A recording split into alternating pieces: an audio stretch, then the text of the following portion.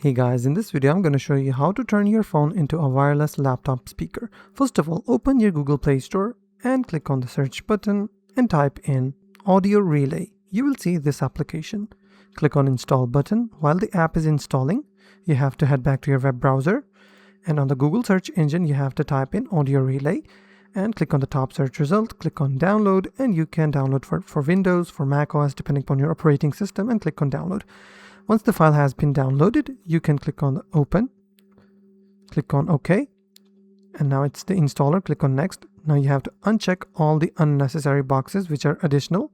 Click on next, click on install. Once installed, click on launch and click on finish. Now you will see this kind of interface. Now head back to your phone, click on open.